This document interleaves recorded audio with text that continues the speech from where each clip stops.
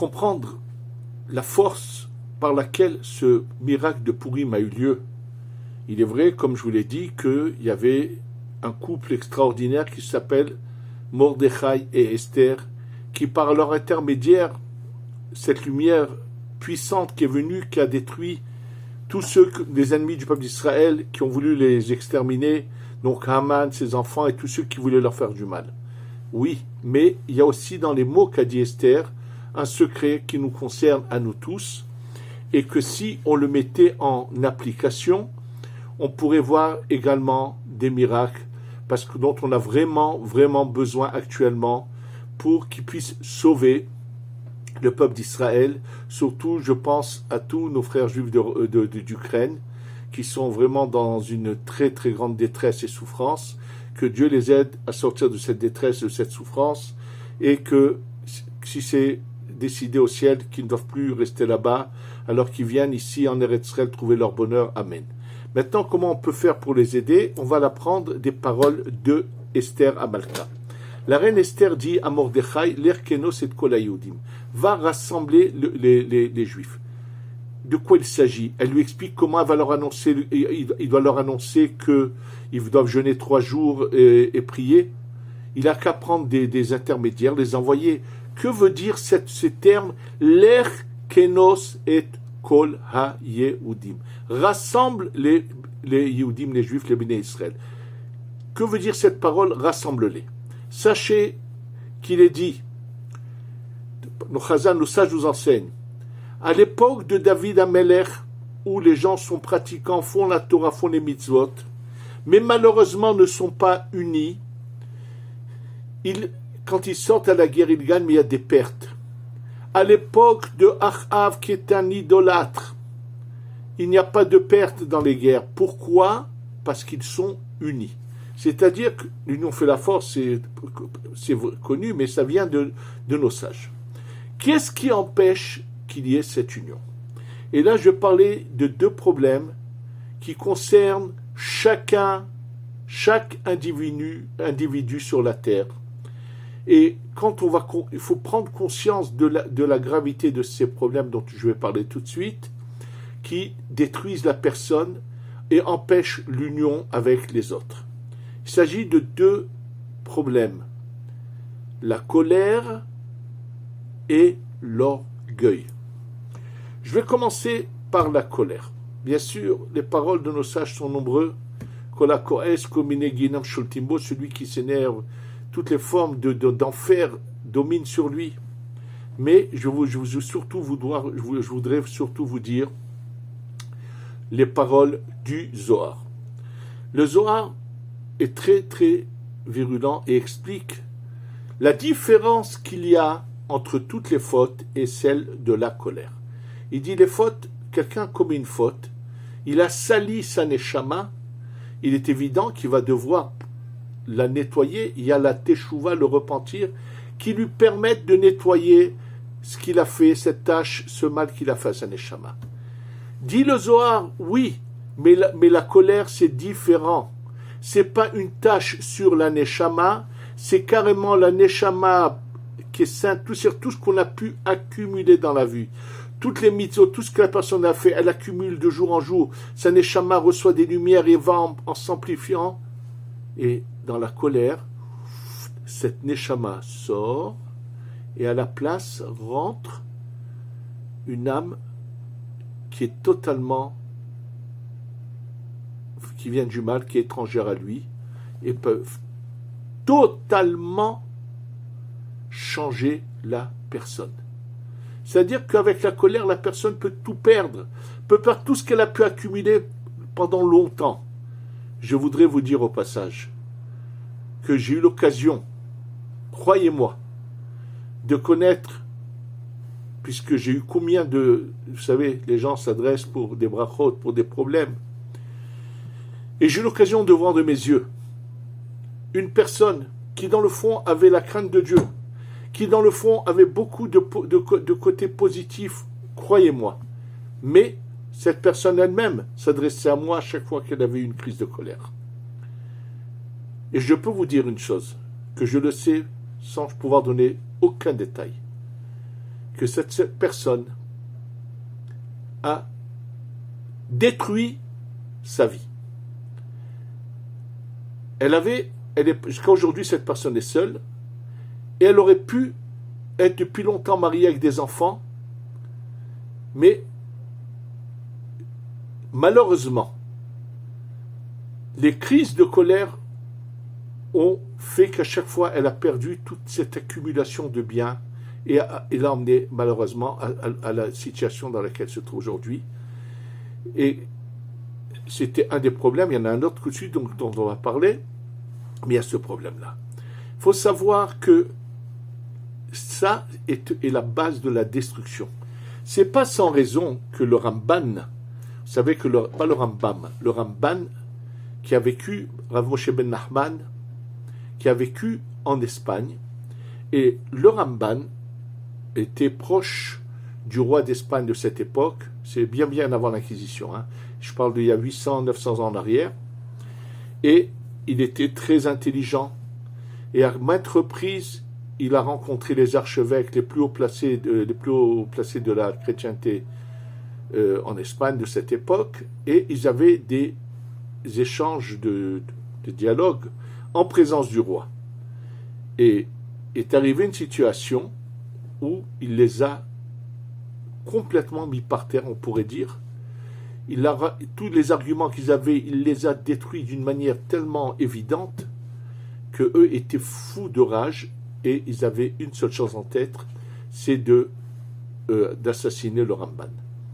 Le roi, qui savait pertinemment qu'ils feront de tout pour l'assassiner, appelle le Ramban et lui conseille de partir de l'Espagne pour protéger sa vie. Il n'a pas le choix. C'est sûr, il s'en va, il va partir, mais il a sa famille derrière. Et il a écrit par la suite, il envoie une lettre qu'il envoie à son fils. Cette lettre qui commence par un verset qui est connu, Shema Beni Musar Avicha Val Titosh Torah Timecha. Verset de Jorash Salomon. Écoute, mon fils, la morale de ton père et n'abandonne pas la Torah de ta mère. Ça, c'est la première phrase par un passou. Très bien. Et après,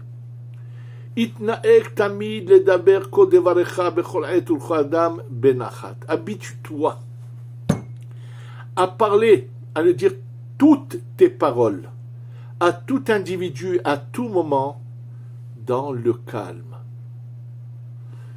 Et après, bien sûr, il va lui parler comment arriver à ne pas avoir de l'orgueil en sachant avoir une certaine conduite qui le fera arriver à la modestie, à ne pas avoir d'orgueil. C'est pourquoi il met ça en avant. C'est le premier enseignement. À cause des conséquences de la destruction. Quelqu'un qui est coléreux, sachez que malheureusement, non seulement qu'il se détruit, mais il ne peut pas vivre en société avec qui que ce soit. Puisque n'importe quoi qui l'énerve, il n'aura pas de limite, il n'aura pas su mettre des limites et donc il va s'emporter automatiquement, ça va l'emmener à la bagarre, à la séparation, donc il ne peut pas y avoir d'union. Et donc c'est pas sans raison que Esther dit à Mordechai, va leur enseigner Kenos et Kolayudim. S'ils ne sont pas unis, on peut agir autant qu'on veut, aussi grand qu'ils soient Mordechai et Esther. Ils avaient besoin quand même d'un geste du peuple d'Israël. L'air Kenos et Kolayudim. Ça, c'est le premier point qui est de base. Et il faut savoir, comme le dit le Zohar, il dit il faut que la personne arrive à ne plus avoir de colère, parce que si elle a de la colère, toutes les mitzvot, toute l'accumulation de choses positives sur son âme s'en vont et sont échangées. Et malheureusement, c'est pas sans raison qu'il y a des fois des cas où des gens qui étaient même à un haut niveau peuvent tout perdre à cause de ce problème-là. Ça, c'est le problème auquel il faut absolument se travailler. Et maintenant, on va parler du deuxième problème. Le deuxième problème, qui est l'orgueil, et qui est un dérivé qui est les honneurs. Sachez qu'il est dit que Akadosh Baruch Hu, Dieu dit, moi avec un orgueilleux, je ne peux pas résider. Ça veut dire que quelqu'un qui a de l'orgueil empêche que la lumière divine réside en lui. Il n'est plus à Mishkan. C'est la chose haïe devant Akadosh Baruch. Et pour cela, je vais vous raconter une histoire qui s'est passée en Europe. Une histoire qui s'est passée en Pologne, qui était divisée en principautés. Et dans chaque principauté, le prince était un peu le roi de la principauté. Un jour, un prince de Pologne a voyagé, est allé jusqu'en France. Il a voyagé pendant je ne sais pas combien de temps pour y arriver. Et il avait acheté un très très beau tissu qu'il a ramené avec lui dans sa principauté. Dans sa principauté, il y avait une région où les gens ne pouvaient travailler que s'ils lui payaient un certain dû et qu'il leur donnait l'autorisation. Il y avait un tailleur du peuple d'Israël, un juif, qui avait été renommé pour son savoir, pour sa manière de faire des vêtements bien taillés, bien faits. Donc le prince en question appelle le tailleur et lui dit, écoute, j'ai ramené un très très beau tissu qui vaut très cher, tu vas me faire une tenue, mais attention, il faut qu'elle soit vraiment bien faite. Alors lui dit, mais tu doutes de mon savoir? Qui comme moi sait coudre, sait tailler? Il avait une très très haute idée de sa personne. C'est vrai qu'il avait un savoir, mais il en avait un orgueil de cela. Donc il lui donne le tissu, bien sûr il prend les mesures, il prend tout, il prépare cette tenue, et quand il revient, je ne sais pas combien de temps après, pour la remettre au prince, il arrive, il la lui met. La femme du prince vient, regarde, oh mais qu'est-ce que c'est horrible, mais comment il t'a saccagé cette... Il faut voir, elle est hors d'elle, comment il a pu faire quelque chose d'aussi horrible. Le prince se prend une crise de colère, enlève la tenue et commence à frapper ce juif, mais des coups de bâton, des coups de pied. Il le massacre. Et il lui dit, écoute bien, tu as saccagé ce que je t'ai donné, ce tissu, tu n'as pas su me faire la tenue comme il faut, tu fermes boutique, je te donne plus l'autorisation de travailler, et une fois qu'il l'a laissé presque mort de coups, il lui jette le tissu, il lui dit, rentre chez toi. Mais tu ne reviens que si tu es capable d'arranger les choses. Sinon, tu n'as rien à faire ici. Ce malheureux prend bien sûr le vêtement, rentre chez lui, la tête basse. Il est bien sûr exténué, fatigué, les coups qu'il a reçus, il se couche, il s'allonge. Sa femme ne dit rien, le laisse, l'accueille, l'aide. Et puis, 3 jours après, une fois qu'il a commencé à reprendre un peu, elle lui dit, alors, qu'est-ce que tu comptes faire? Il lui dit, qu'est-ce que je compte faire? Mais j'ai rien à faire, qu'est-ce que je peux bien faire? Je sais bien qu'il m'a interdit d'ouvrir boutique, donc je n'ai plus rien à faire. Elle lui a dit, ah bon, alors tu veux qu'on meure de faim? Il lui dit, alors qu'est-ce que je peux faire? Eh ben, tu vas aller chez le rabbi de la ville, et elle lui donne, je ne me rappelle plus du nom, elle lui dit d'aller chez un rabbi qui est dans une ville pas lointaine, qui est connu, qu'un grand tzaddik, quelqu'un de grand, de saint, va chez lui et expose-lui le problème. Lui qui était un bon juif pratiquant, mais qui avait quand même, comme il avait de l'orgueil, cet orgueil l'a empêché de comprendre qu'il peut y avoir des représentants de Dieu sur terre qui peuvent changer le cours des choses. Et il dit à sa femme, mais qu'est-ce qui peut bien me faire le rabbi? En quoi il va pouvoir m'aider? Et là, il lui a monté le sang à la tête. Elle lui a dit, quoi? Comme ça que tu parles? Et quoi? Et tu veux qu'on meure de faim? Mais tu n'as pas honte. Elle lui fait vraiment, elle le remet en place. Et elle lui dit, je veux que tu ailles. Tu as compris? Lui, il peut nous aider, pas comme tu le penses toi. Lui, c'est un homme saint. Lui, c'est un homme de Dieu. Il peut nous aider. Bon. Qu'est-ce qu'il a à perdre? Dans la situation dans laquelle il accepte. Il va donc dans la ville, il prend le matin une diligence, il arrive, et quand il rentre chez le rabbi, il lui raconte son histoire, le rabbi lui dit, écoute bien, la tenue en question, tu vas la retourner, et à tous les endroits où tu as fait une couture, tu retires le fil et tu refais la couture. Il le regarde, lui dit, mais Rabbi, il n'a pas aimé la manière dont j'ai coupé ce tissu, ça change en rien si je change. Il lui a dit, tu es venu me demander ce que tu devais faire, tu veux être sauvé, tu fais ce que je te dis. C'est tout ce que j'ai à te dire. Il repart chez lui, il arrive, il dit à sa femme, tu as vu? Qu'est-ce que je suis allé faire là-bas? Voilà ce qu'il m'a dit le rabbi, mais qu'est-ce que ça veut dire? En quoi ça va changer quelque chose? Et elle, qui était une bonne neshama, une bonne âme, une bonne juive, qui avait grandi dans ce qu'on appelle la emunat rachamim, la croyance dans la force des représentants de Dieu, elle lui dit, eh ben, tu vas faire ce que le rabbi il t'a dit. Tu as compris? Tu dois croire dans le tzaddik et faire ce qu'il t'a dit. Il lui dit, bon, si tu veux, il lui dit, si elle veut que sa fin arrive, il va le faire. De toute façon, qu'est-ce qu'il a à perdre? Et donc, il prend la tenue, il la retourne, il enlève le fil, il le recoue. Une fois qu'il a fini de faire tout cela, elle lui dit, allez, va. Il lui dit, bon, ben, s'il ne revient pas, elle saura pourquoi, et c'est de sa faute à elle. Et elle, de nouveau, lui dit, comment, tu n'as pas confiance, tu ne crois pas dans les tzadikim. Finalement, il n'a pas le choix, il y va. Il rentre en tremblant, il se fait accepter, il dit, j'ai arrangé les choses. Ah bon, viens. Il lui remet la tenue sur le prince polonais. La femme du prince arrive, elle regarde. Ah, ce que c'est beau cette fois. Ah, cette fois, vraiment, il a bien arrangé ça. Hein, vraiment, c'est une merveille. Et lui, il entend, il n'en croit pas ses oreilles. Il n'a rien changé à la manière dont la tenue a été coupée. Il comprend rien. Mais il est tout heureux. Il respire, il pensait recevoir des coups, il entend. Alors finalement, le prince est tellement satisfait et content. Il lui dit, bon, comme je t'ai vraiment beaucoup frappé la dernière fois, il le paye largement. Et il lui dit, tu peux rouvrir boutique. Alors lui rentre chez lui, mais en courant, en dansant, en chantant. Il n'arrive pas à croire ce qu'il a pu entendre maintenant. Et là, quand il rentre, sa femme lui dit, alors, tu as vu que le rabbi, il avait raison?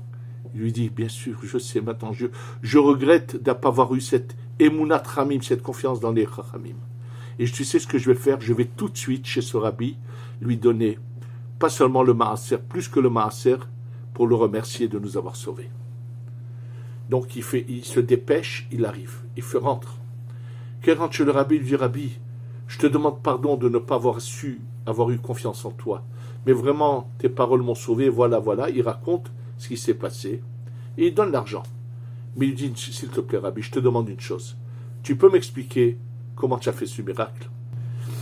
Le Rabbi lui répond, sache, je n'ai rien fait, je n'ai pas fait un miracle. Ah bon? Alors, je vais t'expliquer. Sache que l'orgueil est quelque chose que tout le monde est. Un orgueilleux, on ne le supporte pas. La première fois, quand tu as cousu cette tenue, tu étais en train de faire tes coutures en pensant, qui comme moi sait coudre? Qui est à mon niveau? Qui sait faire aussi bien que moi? Tu as cousu avec de l'orgueil, sans le savoir pourquoi, instinctivement, leur âme, la parcelle d'âme qui est en eux, était repoussée par cette tenue et ne pouvait pas la supporter. Après que tu as reçu des coups, que tu as subi, tout ce que tu as subi, que tu avais la tête basse, quand je t'ai demandé de changer les coutures, tu as cousu avec la tête basse, sans orgueil. C'est pour ça que ça a trouvé grâce à leurs yeux. Les orgueilleux ne peuvent pas vivre avec les autres. Et bien sûr, ils provoquent non seulement des discordes, des disputes, c'est une destruction, c'est un malheur. C'est la chose que Dieu est le plus. Et sachez que ceux qui ont de l'orgueil se détruisent. C'est pour ça que souvent, il y a des gens qui pensent qu'eux sont les plus intelligents, qu'eux savent mieux que tout le monde. Donc pour eux, ils ne peuvent pas avoir de respect vis-à-vis des représentants de Dieu, parce que pour eux, personne ne représente Dieu, il n'y a que eux. Et ils sont tellement sûrs qu'eux, ils connaissent tout, ils sont au-dessus de tout, que bien sûr, ils ne peuvent rien recevoir. Celui qui pense qu'il est au-dessus de tout qu'il peut recevoir est vraiment dans la perdition totale. C'est pas sans raison que Esther Amalka, la reine Esther, a dit à Mordechai, Ler kenos et kol haYehudim. Va leur expliquer comment ils peuvent être unis. Si on veut être un peuple uni, il faut savoir baisser la tête. C'est pas sans raison qu'il dit dans les Pirkei Avot, qui est le sage, celui qui sait apprendre de tout le monde, celui qui écoute, qui veut, qui cherche. Et lorsque c'est marqué Modin de Rabbanan Yenushevahayou, vraiment les qualités des Khamim, c'est ceux qui savent reconnaître quand ils se trompent si on le leur montre. Et je voudrais revenir à ce que je vous ai dit précédemment par rapport à la colère. La Gemara dans Masechet Chagiga, d'Avdalet, dans le traité de Chagiga, page 4, raconte que Rav Bibi Bar Abaye Rav avait l'ange de la mort, l'ange du mal, l'ange, comme vous voulez l'appeler, celui qui est de la mort, venez voir ce Rav, il appréciait, il aimait être venir rendre visite à ce Rav. C'est même l'ange qui représente le mal et tout ce que vous voulez, aimait venir rendre visite à ce Rav. Et lorsqu'il lui a raconté un événement qui s'est passé, comment une personne avait été tuée à la place d'une autre, et dans un cours j'ai expliqué qu'il n'y a pas d'erreur, que c'était tout dirigé du ciel, et lorsque le Rabbi Bar Abaye lui a dit, dis-moi, mais les années que cette personne devait vivre, qu'est-ce que tu en as fait? Il a dit, quand je vois un jeune étudiant de Torah qui est toujours dans le calme, qui ne s'emporte jamais, bien qu'il étudie la Torah, rend le sang chaud, et qu'il sait quand même toujours, même qu'il est jeune, il est toujours calme, jamais s'emporter, eh bien lui, je lui donne ces années, c'est-à-dire que ce monsieur devait vivre 80 ans, s'il avait pris à cette femme 20 ans, lui les aura, il vivra jusqu'à 100 ans et au-delà. On voit que même l'ange du mal aime celui qui n'a pas de colère. Il en est pareil pour l'orgueil. Celui qui n'est pas orgueilleux, Akadosh Baruch Hu réside en lui. Baruch Hu aime ceux qui n'ont pas cette colère. Et je voudrais juste vous dire quelque chose de très beau, que j'ai eu l'occasion d'entendre de ce grand maître que Hachem m'a donné la chance. Je remercie Akadosh Baruch Hu d'avoir connu ce grand Rav qui s'appelait le Rav Ben Sion Abba Shaul. Rav Ben Sion Abba Shaul, Zecher Tzadik Kadosh Bracha, grand ami du Rav Ovadia Yosef, enseignait dans ses cours. Sachez que tout ce que vous pouvez recevoir dans le monde comme bienfait, de la fortune, une belle maison, tout ce que vous pourrez avoir, beaucoup d'enfants, bonne santé, dans le bon chemin, tout ce que vous pouvez avoir, ne vous diminuera en rien votre part dans le monde futur, dans le Gan Eden. Par contre, si on vous fait des honneurs, ça vous enlève des parcelles du Gan Eden. Parce que les honneurs est un plaisir spirituel, ça vous diminue le Gan Eden. Et je peux vous dire que j'ai le témoignage de quelqu'un qui s'appelait le Rav David Korkos, qui est en vie, qui est longue vie, qui pendant certaines années, quand malheureusement le Rav Ben Sion Abba Shaul a eu un handicap physique, il n'arrivait plus à être autonome et marcher seul et aller. Alors ce Rav David Korkos allait avec sa voiture à la sortie de l'Yeshiva de Porat Yosef, à l'heure de la sortie, prendre le Rav et le prendre dans sa voiture, le ramener chez lui. Et il m'a dit que combien de fois, quand le Rav Ben Sion rentrait dans la voiture, il se tournait presque avec des pleurs. David, qu'est-ce qui va me rester au Gan Eden? Pourquoi on me fait des honneurs? Il ne supportait pas les honneurs. Il ne les supportait pas. J'ai eu la chance aussi de connaître le Rav Yehuda Tzadka, qui, lorsque j'étais parti l'inviter à être sandak chez mon fils. Lorsque donc je viens, je lui parle, je dis Kvod Harav, je voudrais que tu sois le sandak, le parrain pour la brit Mila de mon fils. Il me dit comme ça, mais à condition que tu te trompes sur moi. Je vous dis la vérité, je m'attendais, je ne comprenais pas. Je ne voyais pas qu'est-ce qu'il veut. Je suis resté la bouche bée, je ne savais pas quoi dire. Je ne comprenais pas ce qu'il voulait. Il me dit non, si tu ne le dis pas, je ne peux pas venir. Et moi, je ne comprends toujours pas ce qu'il veut. Il voit bien mon désarroi, il me dit tu m'invites en tant que Sandak parce que tu penses que je suis un grand rave, et que c'est pour ça, mais sache que tu te trompes. Je ne suis pas ce que tu penses. Si tu me dis que bien que tu te trompes sur ma personne, tu me veux quand même, alors je viendrai. Mais si tu ne le dis pas, je ne peux pas venir. Et je vous assure que jusqu'à aujourd'hui, quand je pense de quelle manière il me l'a dit, vraiment comme si il tremblait que de me tromper. Ils avaient une telle modestie. Quelle merveille de voir des gens avec cette modestie. Fasse qu'on aille dans leur chemin.